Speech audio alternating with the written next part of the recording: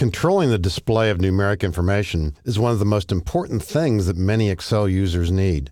This worksheet, like many an Excel worksheet, is loaded with numbers.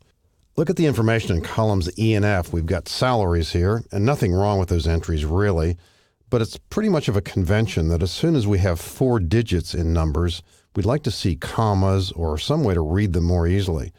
Don't overlook the idea that selecting the entire column often makes sense. This will not use up any additional memory. It doesn't make the file any larger. Why not select both of these columns, drag across here?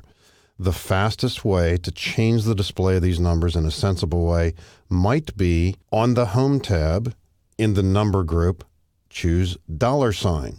And by the way, you may have noticed as I slid over that $sign, the pop-up Accounting Number Format. In older versions of Excel, before 2007, frequently you would look at this $sign and would say currency, counting number format, not in everybody's vocabulary. Now, would that be a good choice here? And I'm editorializing a bit here. For a lot of us, this is too many $signs. We see too many in every single case here. Let's use comma instead. Now, this is not the opposite. The name doesn't quite ring true. We're not sure what it means if we haven't used it. What does comma do? Essentially the same thing, but without the $signs. Unlike other kinds of formatting buttons, for example, bold, italic, underlining, the $sign is not truly an on-off or a toggle button. Click $sign, we see them. Click $sign again, nothing happens. So even though these two are not the opposite, for many people it becomes the two most important formatting buttons when it comes to numerical information. In either case, and depending upon the circumstances, it's going to make sense not to show the decimals, perhaps, decrease the decimals. You're likely to want to see either 0 or 2 decimals. And of course, these buttons here. If this were scientific data, you could easily imagine situations where we might want to show more decimals. We can easily make these adjustments here. And as always, formatting simply changes appearances. We are not changing values here.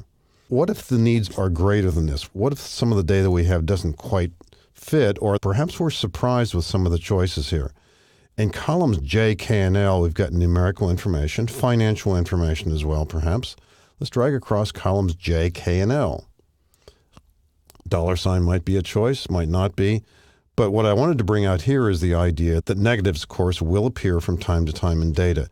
Is that the way you would like to see them displayed, the way we're seeing them in column L? That is the standard accounting notation style. If we choose comma, watch the difference, we'll still see the parentheses. Not everybody understands or uses parentheses this way. And so what we need to be exploring here is the idea that sometimes the buttons that we see in this number group on the Home tab are not sufficient for all of our needs. And you'll notice in the lower right-hand corner an arrow. You'll also see this, by the way, on the Alignment tab, on the Font tab, and when other tabs in the ribbon are active from time to time, you won't see any on the Formulas tab, for example. You will see them on the Page Layout tab.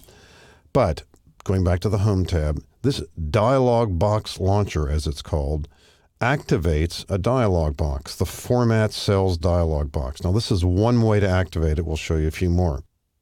This is very familiar to longtime users of Excel, and many, many times it takes us behind the scenes. It gives us more choices for those choices perhaps that are not so obvious. Now, it could be that the choice you're looking for is something you really are going to need often. So let's not minimize the use of this. And as we look at this, what might we choose here? Here's another choice called currency. Now notice when I click on currency, you'll see the different choices here.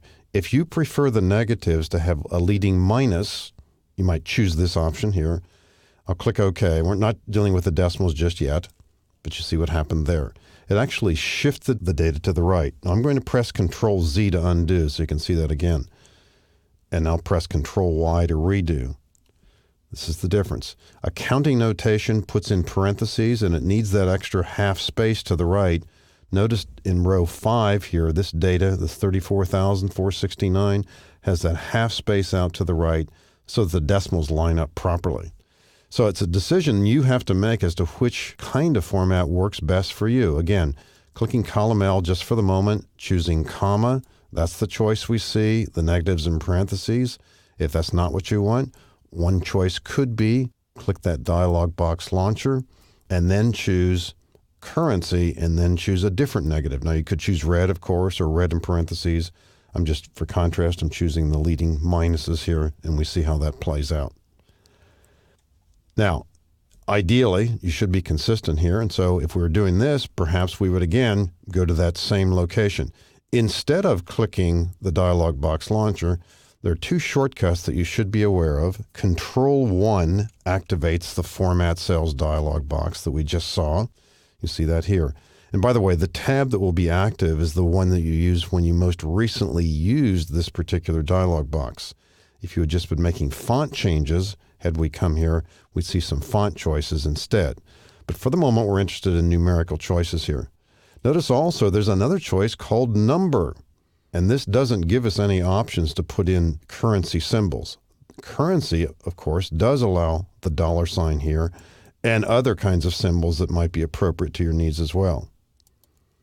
So in a certain sense, you could say, if you're dealing with numerical information, you might want to explore number, currency, and accounting.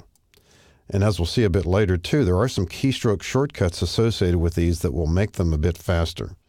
So you have to make a decision here and there about what works best for you. I frequently steer people back to the idea that try and use $ and comma and be happy with it, and then you won't have to go behind the scenes and explore some of the other options. But here's another aspect of this that you wouldn't see necessarily. And you wouldn't probably see it in a column like this, but I'm going to, on purpose, take both of these columns and make them substantially wider. Sometimes in financial reports, you'll see large numbers and smaller numbers within the same column. And look at the $ here. They're off on the left-hand side. Now, that may not be what you want, and so what you could choose here, and you wouldn't do this instinctively, but once again, pressing either Control-1 or the dialog box launcher, activate Format Cells again, and this time possibly choose currency. Click OK. Watch the $. So sometimes that's meaningful too. So we see the variations with the various number choices that we see here. Once again, recapping. For fast, easy changes, $ or comma as needed. You decide on the display of decimals, decrease, increase as needed. If you have negatives, think about whether the comma approach works because it does put in parentheses. If not, either right-click, choose Format Cells, or press Control-1, or use that dialog box launcher and change these to a display that suits your needs best. We can quickly and easily format numbers of this nature by using the buttons in the number group on the Home tab, $, comma, and where necessary, increase and decrease decimals.